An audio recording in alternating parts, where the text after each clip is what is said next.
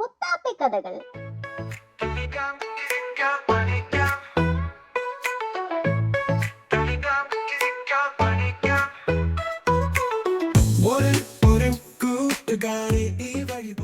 അവധിക്കാലമായതിനാൽ നമ്മളുടെ മുത്താപ്പിയും കൂട്ടുകാരും കളിച്ചു തകർക്കുകയാണ്. അങ്ങനെ ഒരു ദിവസം ദൂരേക്ക് പോയ പന്തെടുക്കുവാനായി മുത്താപ്പിയും കൂട്ടവും അതിന്റെ പിറകെ ഓടി. അപ്പോൾ പെട്ടെന്നാണ് അവർക്ക് പരിചയമില്ലാത്ത ഒരാൾ അവരുടെ മുൻപിലേക്ക് വന്നത്. അയാളുടെ കയ്യിൽ ഒരു ലോലിപോപ്പ് ഉണ്ടായിരുന്നു.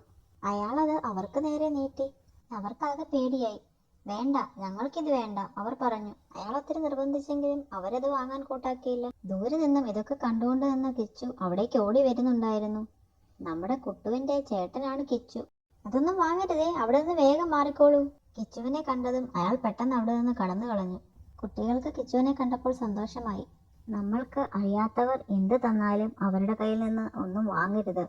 അവരോട് സംസാരിക്കുകയോ അവരുടെ അടുത്ത് പോവുകയോ ചെയ്യരുത്. ഈ ബഹളമെല്ലാം കേട്ട് അവിടേക്ക് എത്തിയ മറ്റു കുട്ടികൾ ഉൾപ്പെടെ എല്ലാവരോടുമായി കിച്ചു പറഞ്ഞു. താങ്ക് യു കിച്ചു ചേട്ടാ. അവരെല്ലാവരും കിച്ചുവിനോട് നന്ദി പറഞ്ഞു. കളിയൊക്കെ കഴിഞ്ഞ് വീട്ടിലെത്തിയ മുത്താപ്പി കാര്യങ്ങളെല്ലാം അച്ഛനോടും അമ്മയോടും പറഞ്ഞു. ഞങ്ങളതൊന്നും വാങ്ങിയില്ല കേട്ടോ. കിച്ചു ചേട്ടനെ കണ്ടതും അയാൾ ഓടിപ്പോയി. കുട്ടികൾക്ക് അപകടമൊന്നും പറ്റാഞ്ഞതിനാൽ അവർക്ക് ആശ്വാസമായി. കിച്ചു പറഞ്ഞു തന്നത് വളരെ ശരിയാണ്. എല്ലാ ആളുകളും നല്ലവരാകണമെന്നില്ല. അപ്പോൾ നമ്മൾ അവരോട് ഇടപെടുമ്പോൾ സൂക്ഷിക്കണം. പ്രത്യേകിച്ചും കുട്ടികൾ, അവളോട് അവർ പറഞ്ഞു. അപ്പോൾ കൂട്ടുകാരെ സൂക്ഷിക്കണേ.